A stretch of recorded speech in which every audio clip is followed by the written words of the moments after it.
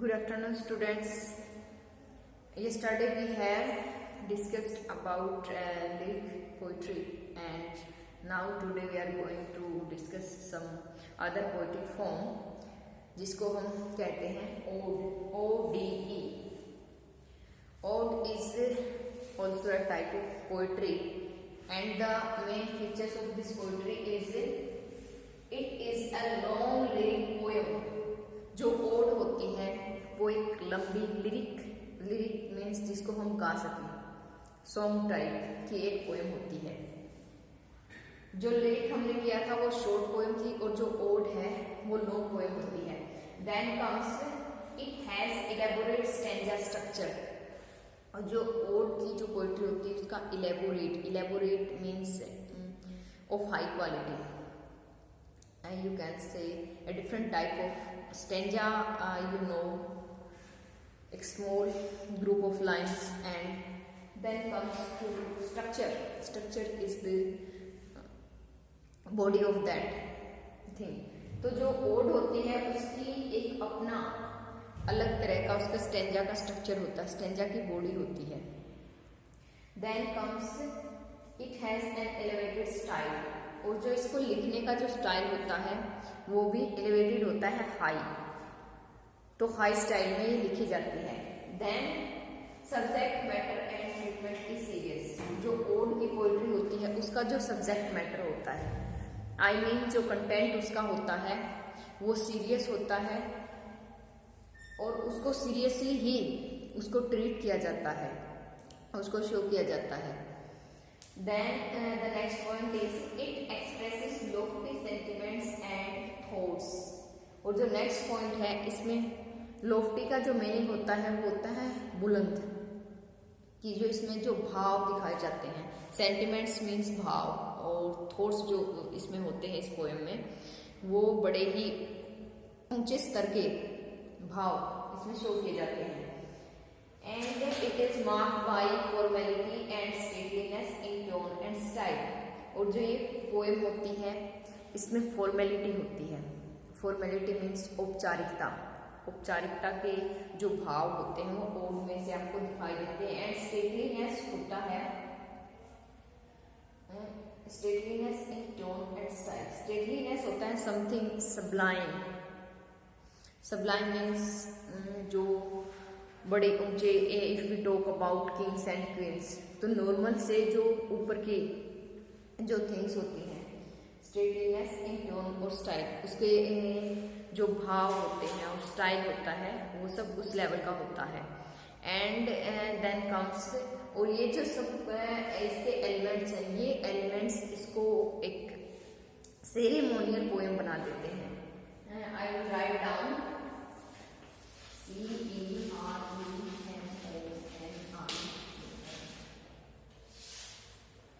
Ceremonial जो होता है, सेरेमोनियल का मीनिंग होता है जिसको आप सेलिब्रेट करने के लिए, किसी कोई विशेष तरह की कोई सेरेमनी हो उस पर प्रदर्शित करने के लिए इसको लिखा जाता है। If we say to write on a child's birth, किसी बच्चे का जन्म होता है उसके लिए लिखा जाए, या फिर कोई दूसरे ओकेजन्स हो सकते हैं जिनमें हम कह सकते हैं किसी की फ्यूनरल हो, किसी की डेथ हो गई हो, या कोई भी जो स्टेट के इवेंट्स हैं, आई मीन जो गवर्नमेंट की कोई भी इवेंट है, जैसे if we write about our CM Khattar के बारे में हम कुछ भी लिख दें तो वो ओकेजन, और जो ये इस टाइप के ओकेजन्स के लिए जो ओड लिखे जाते हैं उनको हम पब्लिक कैटेगरी में रखते हैं।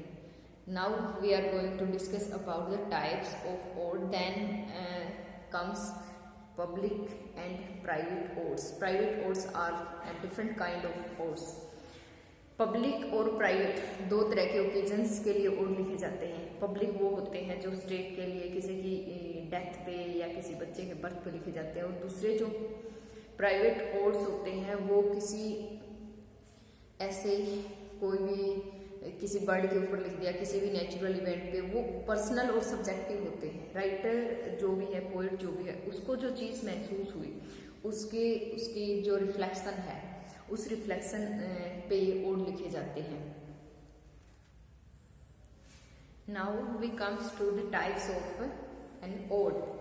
जो ओड होते हैं वो 3 टाइप्स के होते हैं, and these 3 types are regular ode, Pindaric ode, and the second one is irregular ode, and the third one is Horatian ode. ये 3 तरह के ओड्स कैसे आए और इनके नाम कैसे बने, आइए डिटेल्स में जानते हैं। जो पिंडारिक ओड है, जो फर्स्ट टाइप है पिंडारिक ओड, ये जो नाम है Pindaric ode, it comes from the Greek poet Pindar. Pindar नाम के ग्रीस के एक पोएट थे जिन्होंने इस टाइप की पोएट्री लिखी, ओड्स लिखी, तो उनके नाम से ये पिंडारिक ओड आया है। And what about special of this type of odds is this type of odds have a set structure. जो इस तरह के ओड होते हैं, पिंडारिक जो ओड होते हैं, उनका एक सेट स्ट्रक्चर होता है। सेट स्ट्रक्चर कैसा कि ये जो ओड है, जो कोर्स जो ग्रीक ड्रामा में सॉन्ग्स गाते थे, कोर्स होता है जो नाटक के बीच में गाने गायकों का जो समूह होता है उसको कोर्स कहा जाता है। तो कोर्स जो था, कोर्स जो सॉन्ग गाता था उसमें, और जो डांसर्स की मूवमेंट होती थी उस गाने के साथ, जो ड्रामा में डांसर्स की मूवमेंट होती थी, उन मूवमेंट से ये जो पिंडारिक ओड है निकल कर आया है। तो जो इसका सेट स्ट्रक्चर होता है, स्ट्रक्चर में क्या होता है कि 3 फॉर्मल चीजें होती हैं इसमें। This are strophe. Strophe is the formal opening,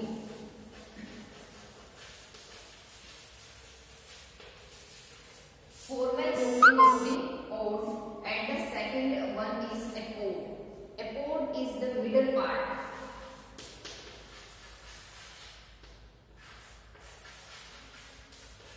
Middle part of the poem where we elaborate the opening part।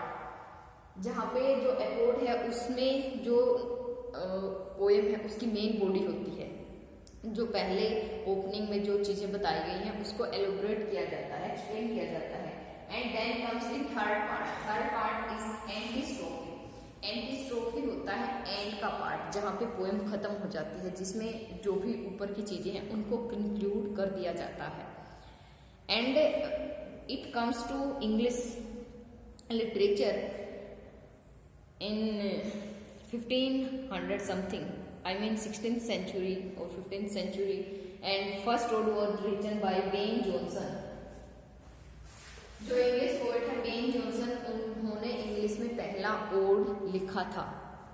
ये तो था सब पिंडारिक ओड से related. And now comes to the irregular odes. जो इरेगुलर ओड्स हैं ये 18th century में Abraham Cowley ने सबसे पहले इंग्लिश में लिखना स्टार्ट किया था।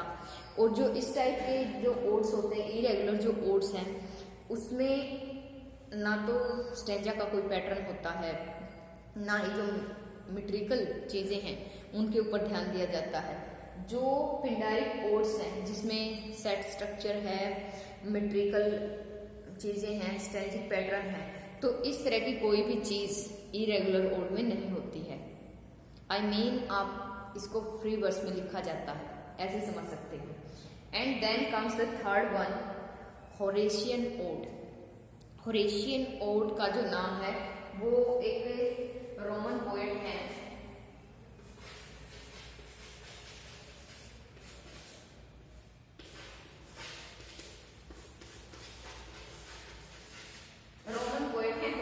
होरेस से जो नाम है जो वो होरेशियन ओड आया है।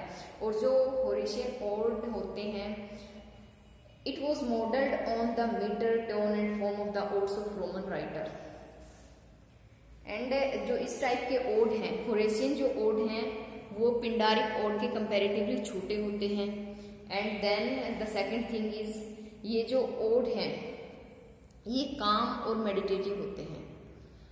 आई मीन कि जो पोएट होता है वो बड़ी शांति के साथ बैठ के किसी भी चीज़ को देख रहा होता है और उसके ऊपर बड़ा चिंतन के साथ जो भी वो लिख देता है, रिफ्लेक्शन होता है, चिंतन, जो उसका चिंतन होता है उसके साथ जो ओड लिख देता है। जो आपका ये सिलेबस है, आपके इस सिलेबस में भी एक ओड है, odd on A Grecian earth by John Keats. तो ये ऐसा ही होरेशियन टाइप का ओड है। आज के लिए ये पॉजिटिव टर्म है जिसको आपने अच्छे से समझना है, and then you have try to learn it out. Okay, good bye, take care.